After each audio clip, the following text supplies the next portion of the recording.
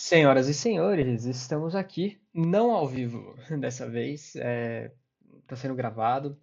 A gente fez uma live, deu bastante problema de conexão e eu decidi gravar para vocês, porque ficou realmente muito prejudicada a live. Então, apesar de estar escrito ao vivo aqui, né, é uma live gravada, mas era para ser ao vivo, tá bom? Então, vamos embora. Hoje a gente traz, né, uma grande temática que não tem tanto a ver sobre a arte da história em si, mas muito mais a ver com o artista, com as suas criaturas, né, criadores e criaturas, e o mercado, né? Então, arte ou mercadoria, a gente, é, a gente vê esse debate acontecendo, que a arte, né, para ser arte, precisa ser uma arte pura, ou né, quando a gente bota a nossa arte para produtizar e aí ela vira mercadoria e aí a gente perde a essência da arte. Então, até onde vai a arte, até onde se torna mercadoria e esse duelo, né? E aí eu vou trazer a nossa visão sobre como o artista deve lidar com suas criaturas, tá? É, é claro que muita gente fala assim, pô, quero viver da minha arte, né? Mas dentro do espectro de pessoas que querem viver da sua arte, nos extremos eu vejo que tem aquela galera que fala assim, a arte não pode ser vendida como mercadoria, né? A arte para ser precisa ser pura e para isso ela não pode ser não pode se pensar em mercado, não pode se pensar em preço, né? A arte não deveria entrar nessa. Do outro lado, tem a galera que só quer criar arte para vender. Então, de um lado a gente tem dois tipos de pessoas, né? Do que, enfim, dentro da galera que acha que a arte não deve ser vendida, tem a galera que fica, que beleza, quer viver de arte, não quer monetizar e tá tranquilo, tá bem com isso, né? E aí, enfim, às vezes quer criar por hobby, às vezes quer criar, enfim, tendo outro trabalho, ou, pô, às vezes é herdeiro, quer trabalhar arte, mas não precisa da grana, e beleza. E tem a galera que só reclama, né? Não quer, não acho que a arte deva ser mercantilizada de alguma maneira, né? Produtizada. E, e aí também quer viver da arte, mas aí acho que todo mundo deve as coisas para ele, né? O governo tem que me dar, a fulano tem que me dar, né? E aí eu acho que esse não é um lugar legal. Não é um lugar bacana para se viver. Eu acho que não rola prosperidade nesse lugar aqui, nem de alma, nem de dinheiro. Já desse lado aqui, a gente tem a galera que tá fazendo arte para ganhar dinheiro e é isso aí, e tá com a consciência tranquila também, tá tudo bem. E tem a galera que vive reclamando também, né? Pô, a galera que faz NFT, que faz. Assim, né? Vamos lá, vamos lá. Tem uma galera dentro de NFT que só quer ganhar dinheiro e aí né, usa até IA para fazer as paradas e fala que é arte, e aí mas na verdade não é arte. Não que não dê para fazer arte com IA. Eu sou dos que acho que existe um espaço de arte dentro da IA, mas não é o caso que eu estou falando aqui. Aqui é a galera que quer ganhar dinheiro fácil. Quer ganhar dinheiro fácil usando arte. Também não é um legal, também não vejo prosperidade nem de alma nem de dinheiro nesse lugar. E todo mundo que segue a Friends, né? Eu sempre falo da qualidade da galera que vem pra cá, a galera que gosta de pensar, a galera cabeça aberta, a galera mais madura. Sabe que existe um lugar aqui no meio, né? E agora, o que que é esse lugar no meio? É o que a gente vai falar agora. Na nossa visão, a sua arte deve alcançar o mundo. A arte, se ela é boa, né? Ela carrega uma mensagem que vale a pena ser contada e a gente acredita que ela merece, né, ganhar o mundo. Mas ela deve nascer primeiro de dentro do artista. O impulso original não é vender e enriquecer, mas libertar a própria voz. Ou seja, precisa vir de um lugar autêntico, né? Em primeiro lugar. Então, só que isso deve ser feito, né, de uma forma que a audiência ame e queira te recompensar, né? Quanto mais a sua história ajuda a audiência a viver a vida, mais a audiência estará disposta a te recompensar. Já enriquecer é consequência. Então, o ponto aqui a gente precisa, antes de tudo, pensar por que eu estou querendo contar uma história? Por que eu estou querendo criar personagens, mundos e universos? É, que mensagem eu quero falar? O que eu quero dizer? Como eu posso ajudar a minha audiência a viver a vida? Se a gente consegue fazer isso e a audiência deseja nos recompensar de alguma maneira, seja com um elogio, seja com dinheiro, por que não, entendeu? É uma super troca que eu acho que é muito saudável. E dinheiro é energia, né? Tem muita gente que tem problemas com dinheiro, achando que o dinheiro é um grande problema, mas cá entre nós, né? O dinheiro, ele é uma energia boa, te ajuda a realizar coisas. Desde que bem usado, ele funciona muito. Eu quero ter dinheiro também. E eu acho que os artistas podem querer ter dinheiro. Agora, aquilo que a gente está falando, né? Você vai querer criar uma arte, se você pensar primeiro no externo, você está ferrado. Você vai ter que começar pelo interno. Então, criar, né, no ponto de vista da Franks, é um ato de amor e serviço pela audiência. Ela precisa vir de dentro, mas ela precisa ser para alguém. Ela precisa servir a alguém.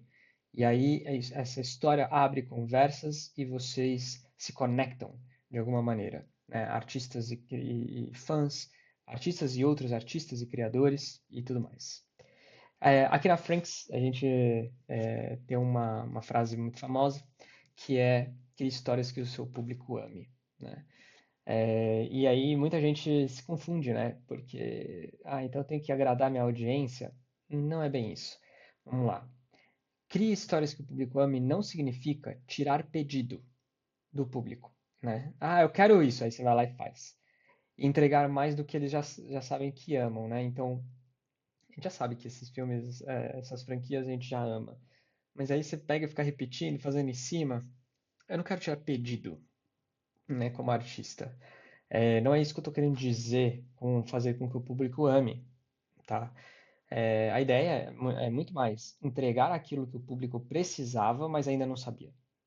É oferecer algo inesperado que surpreende, mas que no fundo era tudo que eles sempre procuraram, né? Então, quando eu assisti esses filmes, eu falei, nossa, tá aí, coisas que eu nunca tinha visto antes e era tudo que eu precisava ouvir, né? Então, é muito mais nesse lugar, né, de surpreender, ser ousado, pensar o diferente, criar uma coisa autêntica, uma coisa original, mas que o público olha e fala assim, uau, eu nem imaginava isso e foi a melhor coisa que podia ter acontecido na minha vida assistir esse negócio, entendeu?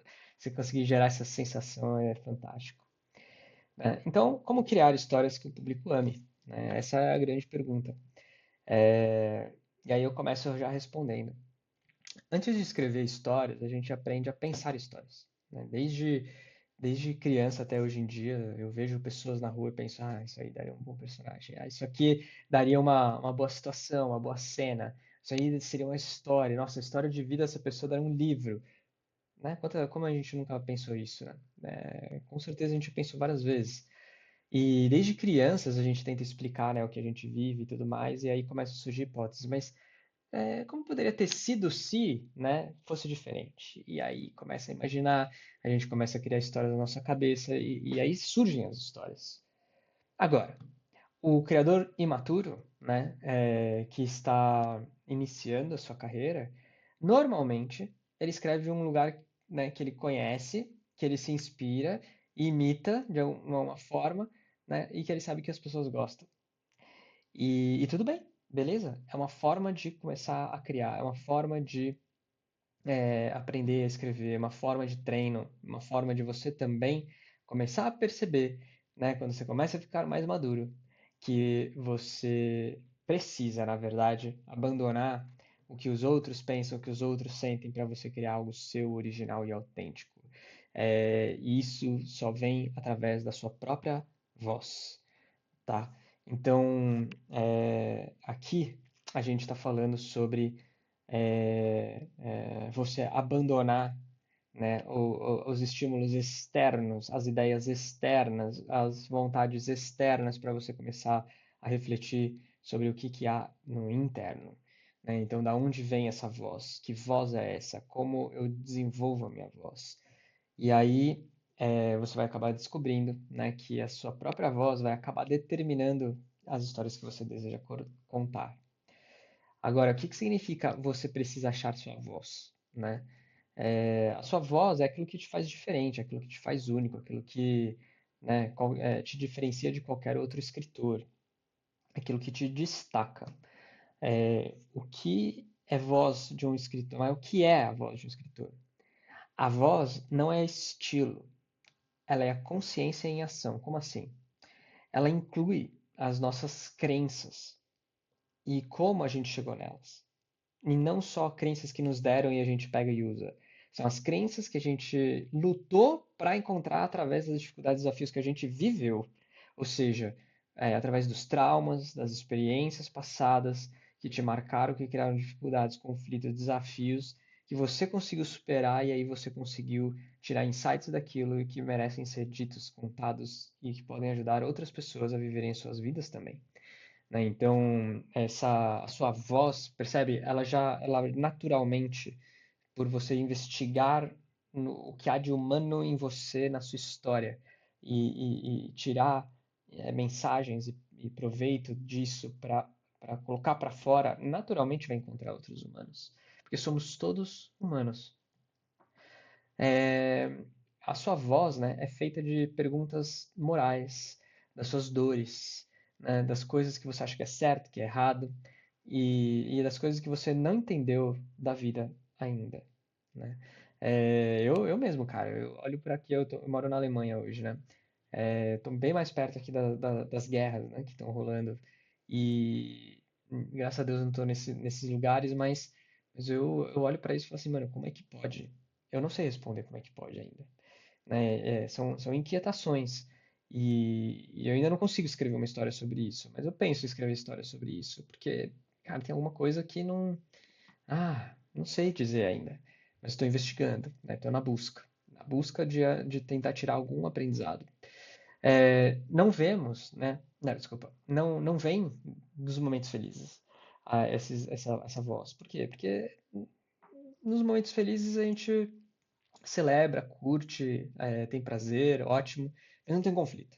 E sem conflito a gente não consegue tirar alguma coisa para dizer. A gente precisa, como criadores de história, caçar conflitos, problemas, né?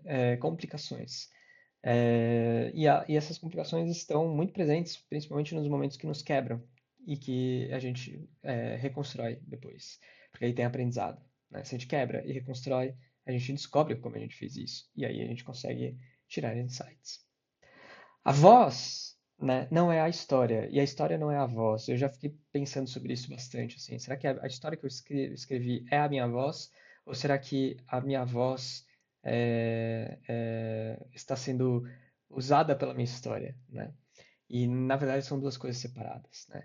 A história é o guia que você dá para sua audiência para conhecer seu mundo. São as coisas que você escolhe observar, é o que você vê em conflito ou contraditório. Então, se você tem um narrador, por exemplo, será que a sua voz é a voz do narrador que está contando a história? Não necessariamente. Porque a gente pode observar as escolhas do narrador, observar a forma como o narrador conduz a história. E você pode até discordar desse narrador. Então, essa voz que julga e observa o narrador é a voz do seu consciente, a sua voz. Então, a sua voz não é a sua história, mas ela te ajuda a construir esse guia para a audiência conhecer seu mundo, né? E ninguém tem como dizer o que é a sua voz, né? Nem você tem como dizer tudo que você sabe, né? Principalmente sem antes escrever, né? A gente precisa escrever, botar a mão na massa para descobrir as coisas que a gente não conhece, né? É muito parecido, né, para quem não sabe, eu vim do mercado financeiro e acabei mudando para o mercado criativo de storytelling. E aí todo mundo me perguntou assim, cara, que da hora que você achou uma coisa que você estava procurando, né? Como você descobriu o seu propósito? Eu falei assim, cara, não tem como descobrir, não tem como achar, né, o meu propósito sem saber o que ele é. Como eu vou achar uma coisa que eu não sei como é que é, o que que é, de onde vem, para onde vai, como é?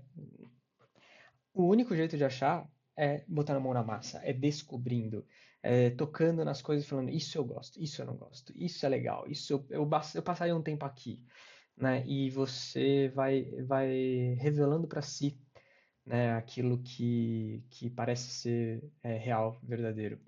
Então é a mesma coisa para você encontrar sua voz. Não tem como você encontrar sua voz só pensando. Você precisa botar a mão na massa, você precisa escrever.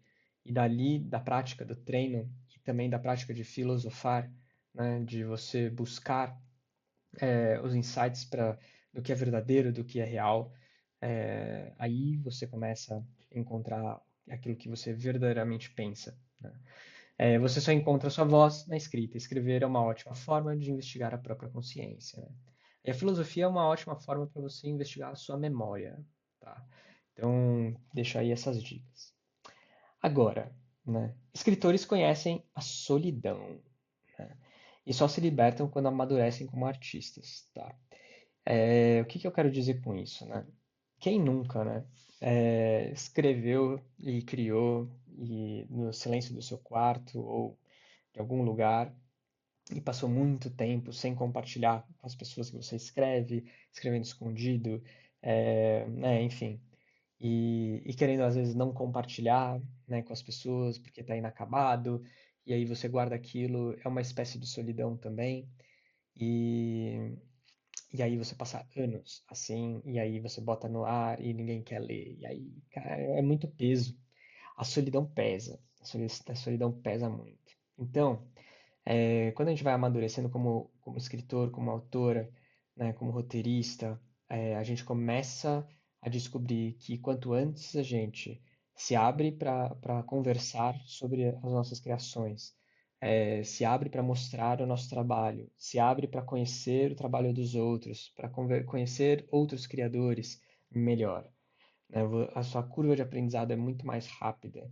Você tira o peso de várias coisas você está carregando sozinho nas suas costas, né? Então, primeira dica, encontre um grupo de criadores e artistas como você. Você pode encontrar esses grupos no Reddit, você pode encontrar esses grupos no Facebook, você pode encontrar isso dentro de escolas. E um dos lugares que você pode encontrar é, lógico, aqui dentro da Franks, né? Para quem não sabe, a gente tem esses dois cursos, né? Um para quem está começando, o outro para quem já escreve, que é do zero à primeira história, para quem está começando, e da arte da história, e a gente está formando uma comunidade. Vem para a comunidade que o negócio vai ser bom, né? Então tá aí um ótimo lugar para vocês conhecerem outros criadores. Conheça essas pessoas e conversem sobre as suas obras e também procurem a ajuda dos profissionais, tá? Tanto pares aí para vocês conhecerem, mas quanto profissionais da área, vale muito a pena. Mas eu tenho umas dicas. Quando se escreve profissionalmente, né, para si mesmo, eu digo, é uma obra original que vem de você não está tirando pedido de ninguém, né, é seu, literalmente seu. E você pedir ajuda profissionalmente, né, você vai receber notes, né, famosos notes. As pessoas vão pegar o seu calhamaço de folhas e vai começar a anotar, canetinha vermelha e pá, pá, pá, pá. E vão mandar perguntas. Muitos você vai odiar, muitos você vai amar, né? Agora, cuidado com os sequestradores que te darão soluções, tá? Esses sequestradores não fazem por mal, muitas vezes. Eles querem te dar ideias de como você resolve os problemas da sua história. Só que ao fazer isso, eles sequestram sem querer a sua história, né? O seu papel não é pedir novas ideias para resolver os seus problemas, mas ajuda para entender o que está funcionando ou não. Bons profissionais te farão perguntas. É, por que isso aqui é importante, galera? Tem alguns motivos. Primeiro, se você está criando uma história, caiu num problema e outra pessoa soluciona para você, depois segue o jogo, primeiro você não evolui, né? Tem muito valor e muita energia positiva quando você, por si, desculpa, por si mesmo, consegue encontrar a solução. Quando essa solução vem de outros, é fácil. Mas, se der muito certo a sua história, e alguém virar e falar assim, nossa, essa cena foi fera, hein? E aí você sabe que não foi você que fez, você vai carregar isso com você. Se você, enfim, dá tudo errado, você vai falar, ah, tá vendo? Eu devia ter feito eu mesmo. De qualquer jeito, pegar a coisa dos outros vai te carregar pesos. Então, não peça ajuda para resolver as ideias. Não. Você tem que encontrar essas ideias sozinho, tá? Mas as pessoas querem ajudar, às vezes acabam dando ideias. Aí você fala, não precisa me dar ideias de como resolve. O que que você está sentindo? O que que você está pensando? O que que você observou? Por que que você acha que não está funcionando? Faz perguntas abertas para que as pessoas tentem chegar na causa raiz das coisas para você depois pensar como é que você resolve, tá bom? É, agora, né? Escrever para os outros também é arte? Lógico que é arte, né? Pô, não vem de mim, não é autêntico, não é original. Né? Tenho minhas dúvidas. Quando você está trabalhando profissionalmente para os outros, né? Vai receber vários notes também. Só que nesse caso, de o que fazer para ajustar. Nesse caso, para fazer. Também vai ter perguntas e tudo mais para você achar soluções sozinho, mas aqui é pertinente que as pessoas que são donas do projeto virem e falem assim: não, isso aqui tem que mudar. Só que aí você não vai gostar de várias delas. E aí, quando você não gostar, a dica é a seguinte: ouça o note behind the note, ou seja, a nota atrás da nota. O que que essa pessoa está tentando dizer quando ela fala aquilo que ela está falando? Ela está dando aquela ideia porque provavelmente o problema é qual? Aí você pode encontrar a intenção dessa pessoa e pode encontrar uma outra solução que funcione e que solucione, que, né, que seja boa e que solucione o que a pessoa estava querendo, né? Então, agora, fazer tudo isso não é arte? Será?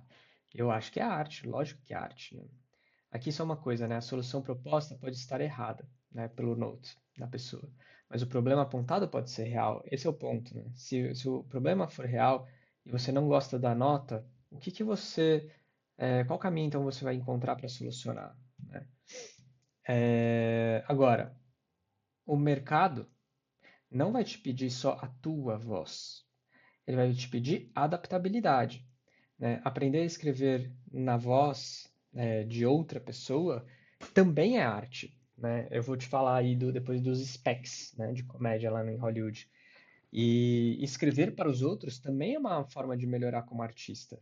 Então, o que que são os specs aqui, só de curiosidade? Specs são roteiros especulativos. Então, você pega uma série, por exemplo, Friends, né, se ela estiver no ar, não tivesse no ar, né?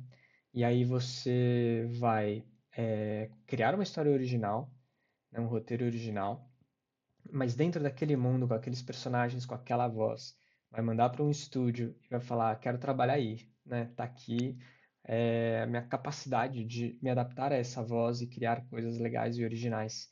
Existe originalidade dentro trabalhando para outros. Não necessariamente precisa vir de você, não necessariamente, né? Agora, se for um projeto teu, aí é importante que seja de dentro de você, até mesmo para você ajudar outros profissionais que vão trabalhar contigo depois, né, para te ajudar. Então, minha dica né, trabalhe com pessoas que você admira. Ah, mas como é que eu faço isso? Pô, o jeito mais fácil que eu conheço é virar para a pessoa e falar assim, pô, eu amo o que você faz, quero aprender como você faz o que você faz, me ajuda. O que que eu posso fazer para aprender a fazer o que você faz? Isso te coloca numa posição de humildade, né, mas também de desejo legítimo e também isso vai te ajudar. Então, procure mentores, pessoas que já escrevem, pessoas que, né, já passaram pelo que você está passando e que você tem o que aprender.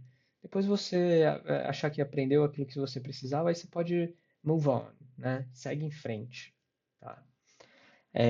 Agora, dá para fugir da prática para achar a tua voz, criar algo autêntico, ser um profissional da escrita? Cara, muitas vezes você escreve não para se expressar, né? Não apenas, né, para se expressar, mas para ganhar vocabulário criativo. Então, pratica para adquirir vocabulário criativo. Treina a voz dos outros, né? Porque isso pode te ajudar a aprender mais sobre a tua voz. Então, quando você começa a entender a voz do outro e você fala assim, putz, eu faria diferente, talvez você esteja aprendendo também sobre a tua voz, né? Fazer projetos apenas para melhorar não é perda de tempo, né? É caminho de crescimento. Então, às vezes, faz uns projetinhos para você treinar, né? Isso vai te ajudar no crescimento. Eu cresci muito rápido porque eu tive que fazer 500 projetos de história em outro mercado, né? Só que pensar em estrutura de atos, começo, meio e fim, construção de personagem, tudo isso eu aplicava. trabalhando em marketing, publicidade, uma indústria criativa, mas não para histórias, né? Mas foi onde eu comecei. Meu, isso me deu uma base para escrever inacreditável. Como pensar sobre mercado sem perder a autenticidade, né? Porque se a gente está falando, então, que é ok pensar em mercado, mas que também tem que ser um meio termo, não pode ser também só venda, né? E não só arte por arte. Então, quando eu for pensar em mercado, como eu penso em mercado? Bom, primeira coisa é evitar alguns erros, tá? O primeiro erro é não ter consciência do jogo que está jogando, se é tênis ou badminton. Como assim, né? É, o Roger Federer, um grande tenista, né, multicampeão e tal, nananã. Se ele estivesse jogando badminton, ele nunca seria a estrela que ele é hoje. Por quê? Porque ele joga tênis. E tênis tem muito mais dinheiro nesse mercado. Tem muito mais atenção do público nesse mercado. Tem mais patrocinadores nesse mercado. E badminton não. Então, não dá para entrar no mercado e ter uma expectativa, né, que não seja real. Então, se você quer ganhar dinheiro, ter uma vida, viver uma vida só disso e tal, você precisa entrar no mercado que tenha dinheiro. Então, por exemplo, cinema tem dinheiro, séries tem dinheiro, livros tem dinheiro. Agora, quadrinhos tem pouco dinheiro, tem bem menos dinheiro do que o cinema, certo? Então, não dá para você jogar quadrinho e achar que você vai ter resultado de filme, certo? Parece óbvio, mas às vezes a gente se esquece que não são iguais oportunidades, iguais problemas, iguais soluções, não. Você tem que ter consciência sobre o que você está criando, onde você está criando. Ah, eu quero ir para o mercado independente de filme. Tem dinheiro no mercado independente de filme no Brasil? Hum, não, e nos Estados Unidos é maior que a indústria brasileira de cinema. Ah, então se eu for para os Estados Unidos, por que você acha que muita gente vai para os Estados Unidos? É por causa disso, né? Tem mais oportunidade. Então, saiba, né? Tenha consciência, pelo menos. Você não precisa jogar jogo de filme, série, Hollywood e tal. Não precisa. Só tenha consciência do que é possível, o que não é possível dentro do mercado que você está escolhendo trabalhar. Adeque as suas expectativas para isso, certo? Não estou satisfeito com essas expectativas. Ou disrupta o mercado, seja um inovador, né, e mostre que eu estou errado e tudo mais, ou muda de mercado. Segundo grande erro, criar demais sem pensar antes, sem elaborar antes, né, que história eu quero contar, que mensagem eu quero, já pega e já sai fazendo. Cuidado, né? Você vai normalmente essa vida não é uma vida longa, né, de como criador e artista, assim. Você vai bater numa barreira e vai ter que voltar. Ou pensar demais, até demais, e não criar nunca, ficar parado. Os dois extremos não é legal, né? Então, bota para rodar, pensa, elabora, né? Faz um plano, mas bota para rodar, executa, testa. Porque desse ato de pensar e elaborar e testar, você conscientemente, você pega os aprendizados, volta para elaborar de novo, testa uma nova coisa, até você acertar a mão. Ah, o que que a audiência ama? O que que a audiência gostou? O que que os editores me falaram? O que os players me contaram daquilo que eu estou escrevendo? O que, enfim, né, outros profissionais têm falado.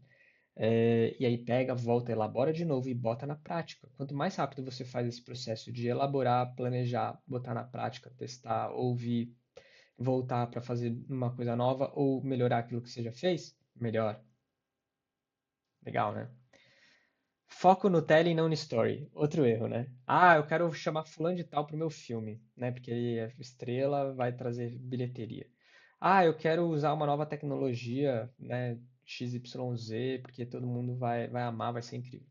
Ah, eu quero falar sobre esse assunto não, mas eu quero falar essas coisas aqui, ó, essas ideias aqui tem que estar no filme. Calma, calma, calma. Por que tem que estar? Qual que é a história? Né? Por que usar essa tecnologia? Né? Qual que é a história? Porque, não, primeiro história. A história vem primeiro. Se a gente pensar em storytelling, né? O que que é mais importante? O que que é mais importante? Story ou telling? Você fala assim, o telling é mais importante. Porque, pô, ele chama mais atenção, ele engaja as pessoas, ele traz, né? Ele prende a atenção da galera com explosões, com dinamismo, com edição, com não sei o que, tal. Tudo isso é telling. É, E agora, se a história é ruim, adianta um super telling? Não. Agora, se você tem uma boa história e conta mal, funciona também? É uma boa história, mas o telling é fraco. Você mata a história. Então também não adianta. O que a gente precisa é de uma boa história bem contada. O bem contada não precisa ser super explosões e grandes nomes, pode ser simples, mas bem contada.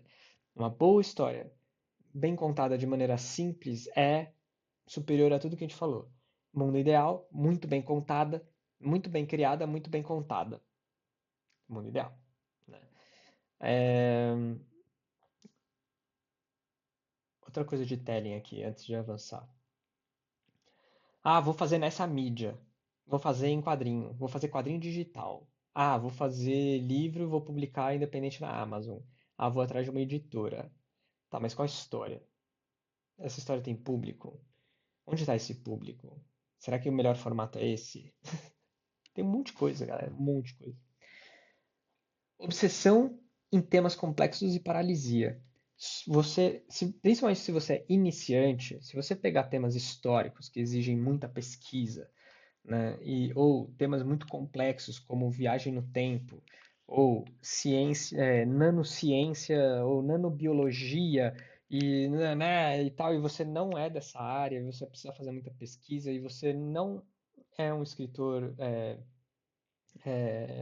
experiente, um escritor experiente, você vai investir meses ou anos de pesquisa para tentar escrever um negócio que não vai ficar bom e você não vai fazer um bom proveito das suas pesquisas. Comece escrevendo coisas mais simples. Comece escrevendo sobre coisas que são mais próximas a você. Comece a pegar, né, uma experiência que seja tamanha, suficiente, até você olhar e falar assim, agora isso eu escrevo de maneira madura. Agora volta, vai lá nos temas que você queria contar, faz as pesquisas, aí você já faz patrocinado, já faz com edital, né, faz com calma, tal. E aí, manda ver. Pensar em mercado não anula a autenticidade, tá? Isso é um fato. Quando eu for pensar em mercado, o que que eu penso, tá? Rodrigo, gosto de criar projetos que têm alto impacto. Vai chegar em muita gente, tá? E gosto de inovar. Então a primeira coisa que eu penso é, será que eu tenho Creator Market Fit? O que que é isso, né? Para o mercado que eu estou criando, né? Nesse formato, nessa mídia, essa história, esse conflito. Eu sou a melhor pessoa para falar sobre essas coisas.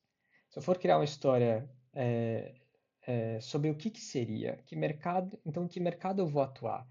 Por quê? Porque, pô, vai levar muito tempo para eu começar a falar sobre coisas que eu não faço absolutamente a menor ideia. E aí talvez seja melhor outra pessoa, né, que entende bem esse mercado. Segundo, o conflito é profundo e agudo, né? Será que é um conflito que esteja quente na humanidade agora, que gere conversas no agora? É melhor? Né? Conflitos que não estão sendo discutidos, conversados e tal, pode ser que você abra a cabeça de todo mundo, mas assim, cá entre nós, né? É mais fácil você ver quais são as conversas que estão acontecendo e aí criar e falar sobre essas coisas. Agora, tem que ter alguma coisa relevante para falar, né? Se todo mundo está falando sobre isso, o que que você sabe falar sobre isso que ninguém sabe? E o que ninguém está fazendo, falando? Ou não estão falando da maneira como poderiam?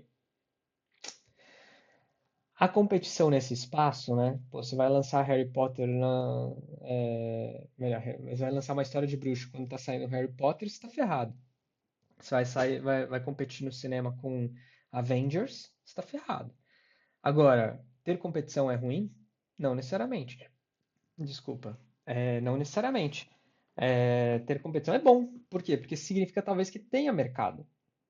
Então talvez tenha pessoas ali querendo consumir esse tipo de história. Então pode ser que possa ser que tenha demanda, pode ser uma boa entrar, desde que você tenha diferenciação. Essa história realmente te empolga, vem de dentro, ouvindo só de fora. Se for não for pago de fora, né, enfim, se você está ouvindo a audiência, querendo agradar a audiência, ninguém está te pagando por isso, essa motivação vai embora muito rápido. Criar história é difícil, leva tempo, é solitário, é difícil pra caramba, né? Então, se você for se dedica a coisas que te empolgam, né, que venham de dentro. Existem proxies, né, fortes que validam a sua ideia, né? Ou seja, será que existem mercados paralelos ou mídias ou determinadas mídias que já estão dando certo um tipo de história, um assunto, que você pode levar para outro lugar? Funciona? Às vezes alguma coisa no cinema vai bem no livro, às vezes coisas que estão saindo bem no livro se dar muito bem no cinema. Então, você pode transportar para vários lugares, se você pensar em mercado. Essa ideia expansível tem potência. Eu adoro histórias de fantasia. Por quê? Porque dá espaço para merchandising, né? Licenciamento. Cara, é muito maior. Eu gosto, né? Mas não precisa. Mas o quanto você pode crescer o seu projeto? O seu IP, né, sua propriedade intelectual, ela vale mais se o mercado for maior. Se você tiver mais oportunidade de fazer receitas, revenue, né? Então, quais tipos de receitas você pode fazer com a sua história? Tem as janelas, tá? Mas fora janelas, o que mais? Né? Janelas, para quem não sabe, a gente está falando de cinema, TV aberta, TV fechada, né? VOD, streaming, tal, papapá. Até janela do avião, né? Também. As TVzinhas, né? E por fim, é um bom lugar para construir algo duradouro? Então, será que esse é um campo legal para se empreender como história? Eu olho para alguns tipos de história e falo assim, cara, é muito passageiro, é hype e essas coisas vão embora rápido. Para você criar uma história para pegar hype, sabendo que é temporal, não atemporal, né, que é temporal, você tem que ter muito dinheiro. Muito dinheiro para crescer muito rápido, dominar rápido e desaparecer. Aí vaza. Aí beleza. É, mas eu pensaria em assuntos, em temáticas, em formatos que sejam duradouros, assim. E pensaria muito em empreender em cima de um IP. E aí, sabendo que é uma propriedade intelectual, você pode criar vários produtos em cima dessa propriedade intelectual. E aí eu jogaria um long-term game, né? Um jogo de longo prazo. Sua história é sempre uma experiência na vida de alguém. Então, galera, isso assim, não tem como negar, né? Pensar no mercado é pensar como a sua história pode viver no outro. O Cortella, ele tem uma frase que fala o seguinte: se você é importante para mim é porque algo de você importou para dentro de mim e eu guardo comigo. Se você quer que as pessoas se importem com a sua história precisa importar para dentro dessa pessoa. Então não tem como você criar história sem também pensar no outro. Não tem essa de, vou criar uma história pensando em contar ela só pra mim. Tá, tem um certo fundamento que se talvez você goste, talvez outras pessoas gostem, mas não necessariamente. O tempo inteiro você também precisa pensar que você está promovendo com a sua história uma experiência na vida de alguém. E essa experiência precisa ser uma boa experiência. Altos e baixos, tensão, clímax, crise, né, incidente excitante e tal, e tramas e subtramas e plot twists e tal. É uma experiência. Então, se a experiência não for boa para o outro, você não vai conseguir ter sucesso, pelo menos no sentido de expandir sua história e levar para mais gente, mais lugares. Então, como não pensar na audiência? Não tem como. Tem que pensar. Então, galera, para concluir esse papo todo, né? Sua voz é serviço. Sua voz é serviço, né? Você não está escrevendo apenas para se expressar. Está escrevendo para se conectar. A gente quer se conectar com a audiência, a gente quer se conectar, nos conectar, né, com outros criadores, com outros artistas. A gente quer que a audiência conecte com os nossos personagens. É sobre conexão. A gente conta histórias não para ficar sozinho em casa. A gente conta histórias para interagir com outras pessoas.